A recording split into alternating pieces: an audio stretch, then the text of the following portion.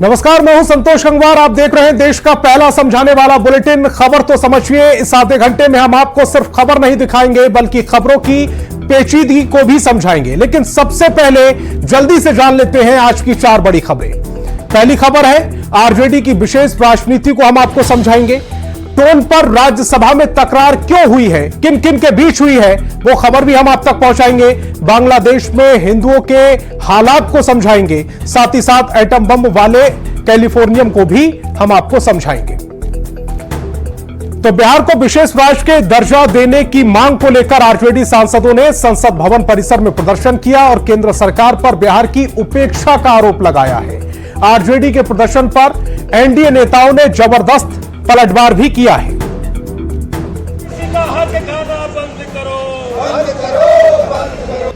केंद्रीय बजट में बिहार पर जिस तरीके से विशेष ध्यान दिया गया, उसके बाद लग रहा था कि बिहार को विशेष दर्जे की मांग वाली सियासत थम जाएगी। लेकिन जैसे जैसे अगले साल होने वाले बिहार विधानसभा चुनाव की तारीख नजदीक आ रही है, वैसे वैसे विशेष मांग वाली सियासत और रफ्तार पकड़ती जा रही है।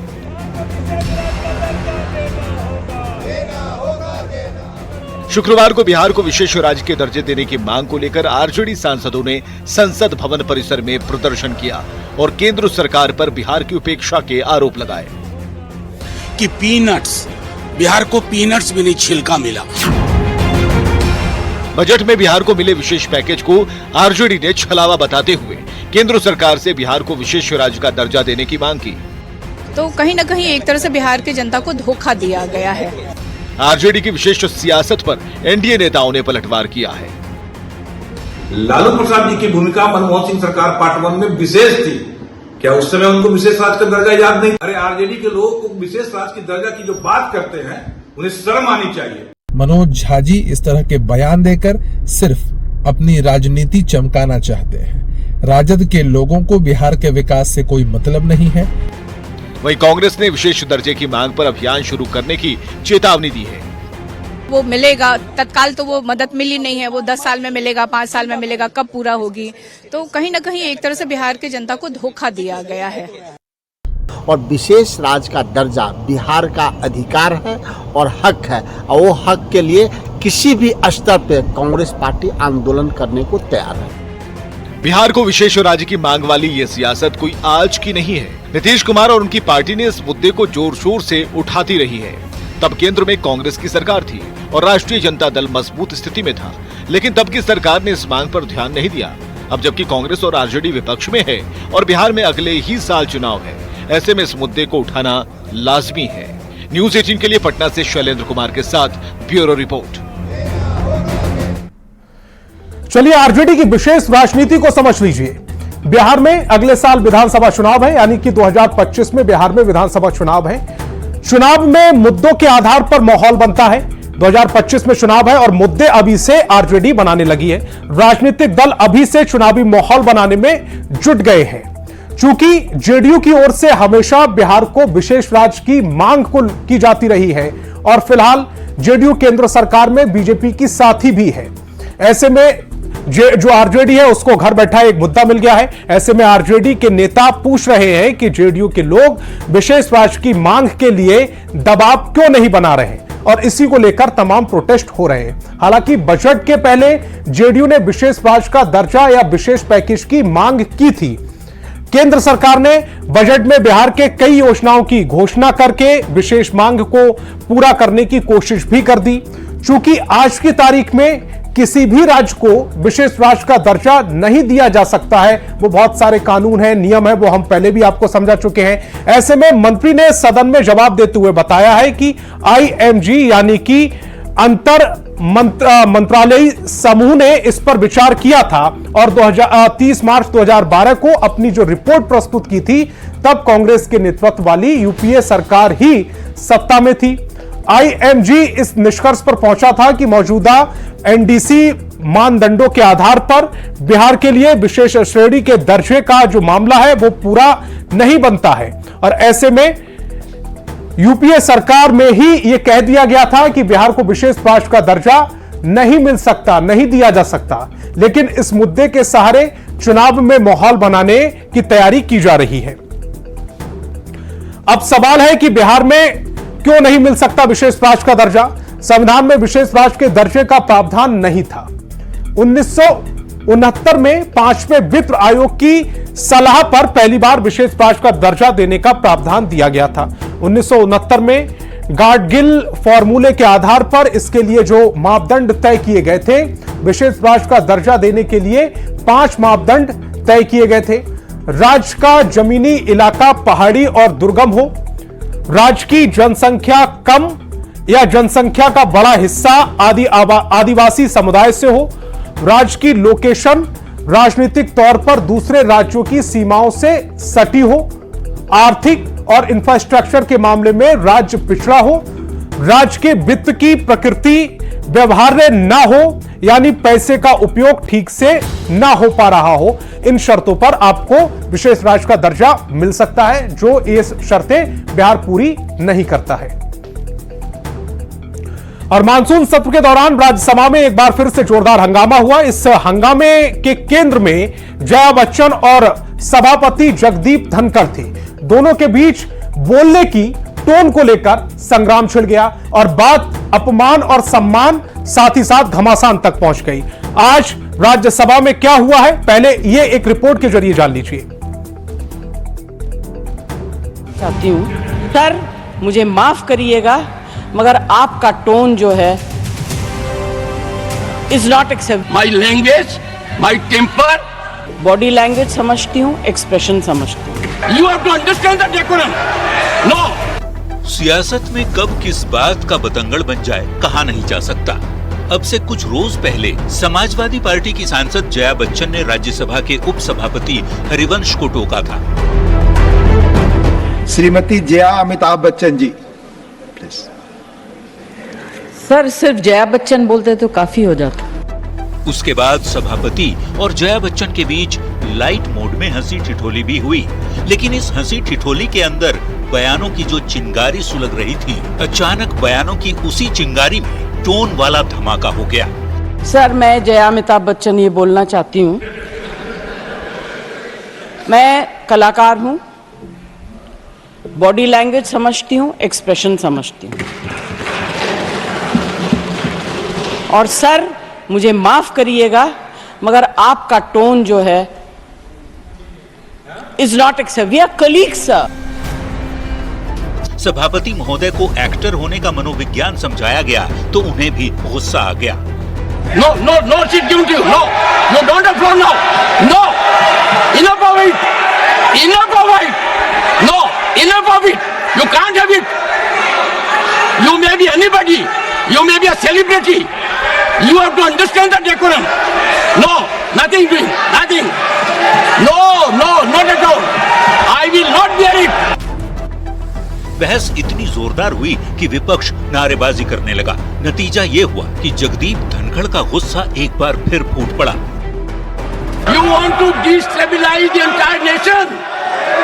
Yes. You are out to create chaos in the house.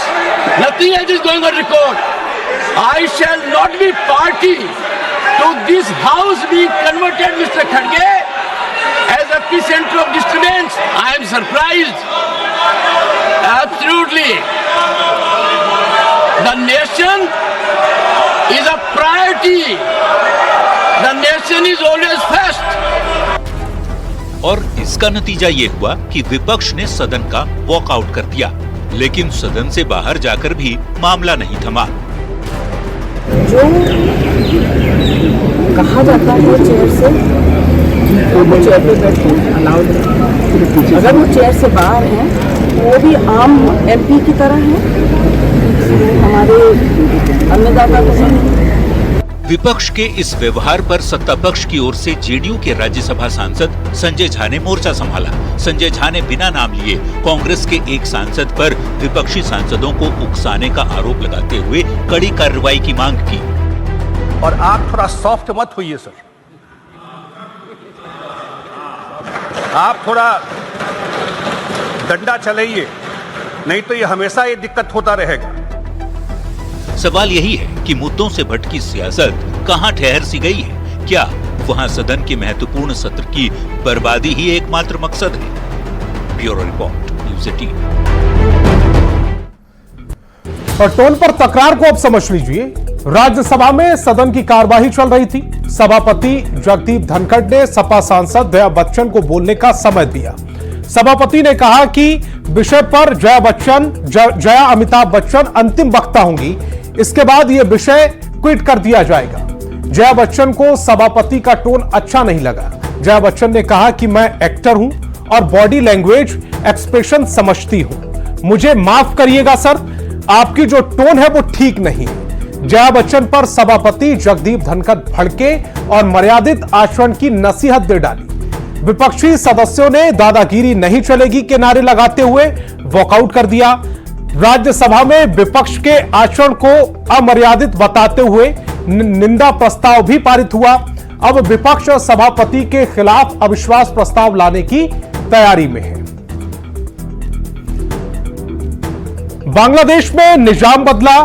अंतरिम सरकार के लिए प्रधानमंत्री के तौर पर मोहम्मद यूनिस ने सत्ता संभाल ली, पर पड़ोसी मुल्क में हालात नहीं बदले हैं। सबसे बड़ा सवाल यह है कि क्या नई सरकार में हिंदुओं पर अत्याचार रुकेगा? आखिर बॉर्डर पर कैसे कट रहे हैं हिंदुओं के दिन? पहले एक रिपोर्ट देखिए। অন্তর্বর্তীকালীন সরকারের প্রধান উপদেষ্টা পদের কর্তব্য বিশ্বস্ততার সহিত পালন করিব।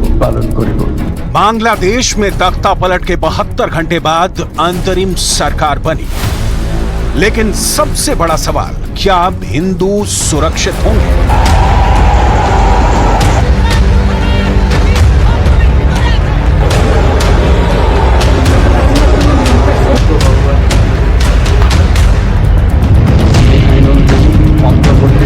नोबेल पुरस्कार विजेता मोहम्मद यूनुस के नेतृत्व में नई सरकार ने कमान संभाली, लेकिन सवाल फिर वही, क्या अब हिंदुओं पर हमले रुकेंगे? पेशे से अर्थशास्त्री मोहम्मद यूनुस ने अंतरिम सरकार की कमान तो संभाल ली, लेकिन बांग्लादेश के प्रमुख का यह पद कांटों भरे ताज से कम नहीं है, क्योंकि शेख हसीना के तख्ता पलट के बाद भी बांग्लादेश में हालात संभलने की बजाय और बिगड़ गए।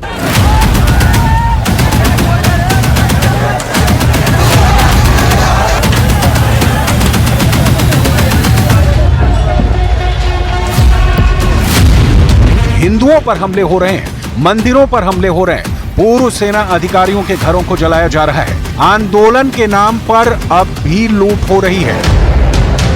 प्रधानमंत्री मोदी ने बांग्लादेश के अंतरिम सरकार के मुखिया को बधाई देने के साथ ही उन चुनौतियों से निपटने के लिए भी कहा जिन चुनौतियों से बांग्लादेश फिलहाल गुजर रहा है। पीएम ने एक्स पर पोस्ट के जरिए लिखा, प्रोफेसर मोहम्मद यूनुस को उनकी नई जिम्मेदारियां संभालने पर मेरी शुभकामनाएं। हम हिंदुओं और अन्य सभी अल्पसंख्यक समुदायों की सुरक्षा सुनिश्चित करते हुए सामान्य स्थिति में जल्द से जल्द वापसी की उम्मीद करते हैं। भारत शांति, सुरक्षा और विकास के लिए दोनों देशों के लोगों की साझा आकांक्षाओं को पूरा करने के लिए बांग्लादेश के साथ काम करने के लिए प्रतिबद्ध है। अंतरिम सरकार के मुखिया का पद संभालने के बाद मोहम्मद यूनुस ने अपनी प्राथमिकताएं बताई और दावा किया कि हिंदुओं पर हो रहे हमलों का आंदोलन से कोई नाता नहीं है।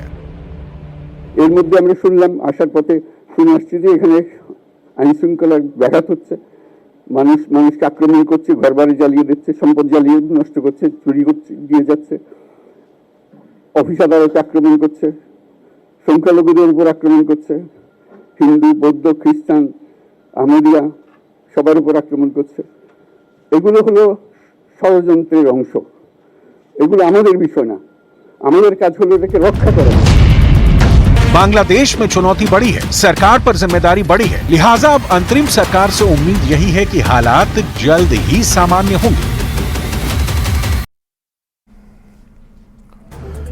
और बांग्लादेश में हिंदुओं की हालत को अब समझ लीजिए।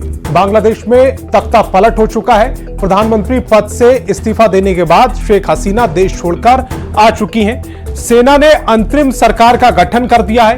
मोहम्मद यूनिस ने अंतरिम सरकार के प्रमुख के रूप में शपथ भी ले ली है, लेकिन अब भी बांग्लादेश में हालात सामान्य नहीं हो पा रहे हैं। छात्र आंदोलन के रूप में शुरू हुआ प्रदर्शन अब हिंदू विरोधी आंदोलन के रूप में आग लगा रहा है। हिंदुओं पर अत्याचार की खबरें लगातार टेलीविजन पर आ रही हैं, हम दिखा रहे हैं। हिंदुओं के घरों को जलाने की तस्वीरें आ रही हैं। हिंदू मंदिरों को निशाना बनाया जा रहा है, जिससे डर है कि काफी संख्या में हिंदू भारत आना चाहते हैं। हालत पर नजर रखने के लिए भारत सरकार ने भी कमेटी का गठन कर दिया है। अब जरूरी है कि बांग्लादेश की अंतरिम सरकार हिंदुओं की रक्षा के लिए जरूरी कदम उठाए। और बिहार में गंगा, सोन, किऊल, पुनपुन नदी का जलस्तर बढ़ रहा है। पटना में गंगा खतरे के निशान के 22 सेंटीमीटर ऊपर बह रही है। हालातों की गंभीरता को समझते हुए मुख्यमंत्री नीतीश कुमार ने खुद पटना के आसपास गंगा नदी के बढ़ते जल स्तर का जायजा लिया।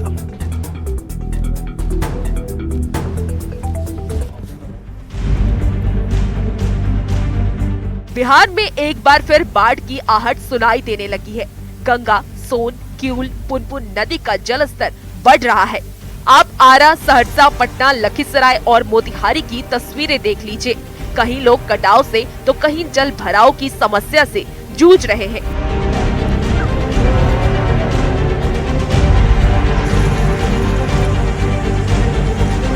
कई जगहों पर गांव, सड़क और खेत पूरी तरह डूब चुके हैं।